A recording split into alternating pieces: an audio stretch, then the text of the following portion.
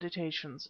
"Gentlemen, gentlemen," he said, "surely you are not going to allow the most wondrous production of the floral world, on which, I repeat, there is no reserve, to be knocked down at this miserable figure. Come, come. Well, if I must, I must, though after such a disgrace I shall get no sleep to night. One," and his hammer fell for the first time. "Think, gentlemen, upon my position.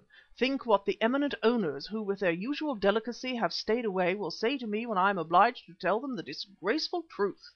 Two," and his hammer fell a second time. "Smith, hold up that flower. Let the company see it. Let them know what they are losing."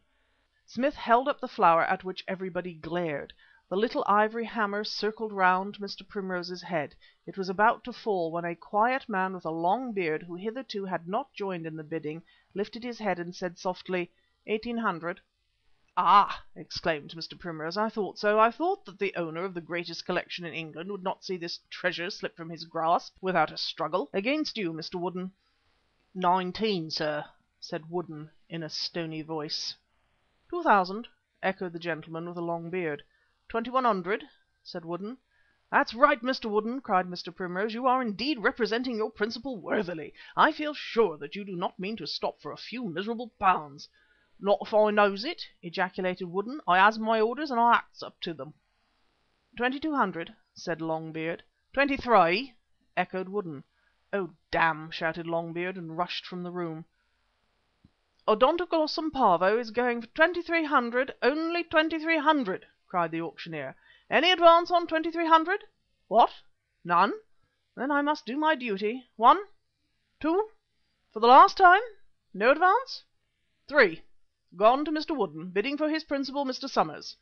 The hammer fell with a sharp tap, and at this moment my young friend sauntered into the room. "Well, Woodden," he said, "have they put the Pavo up yet?" "It's up and down, sir. I've bought him right enough." "The deuce you have! What did it fetch?" Woodden scratched his head. "I don't rightly know, sir. Never was good at figures, not having much book learning, but it's 23 something." £23? No, it would have brought more than that. By jingo, it must be 230. That's pretty stiff, but still, it may be worth it. At this moment Mr. Primrose, who, leaning over his desk, was engaged in animated conversation with an excited knot of orchid fanciers, looked up. "Oh, there you are, Mr. Somers," he said. "In the name of all this company let me congratulate you on having become the owner of the matchless Odontoglossum Pavo, for what, under all circumstances, I consider the quite moderate price of £2300. Really, that young man took it very well. He shivered slightly and turned a little pale, that is all. Woodden rocked to and fro like a tree about to fall. I and my tin box collapsed together in the corner. Yes, I was so surprised that my legs seemed to give way under me. People began to talk, but above the hum of the conversation I heard young Somers say in a low voice, "Woodden, you are a born fool." Also the answer, "It's what my mother always told me, master, and she ought to know if any one did. But what's wrong now? I obeyed orders and bought old paving." "Yes, don't bother, my good fellow. It's my fault, not yours. I'm the born fool. But heavens above, how am I to face this?" Then, recovering himself, he strolled up to the rostrum and said a few words to the auctioneer. Mr. Primrose nodded, and I heard him answer, "Oh, that will be all right, sir. Don't bother. We can't expect an account like this to be settled in a minute. A month hence will do." Then he went on with the sale.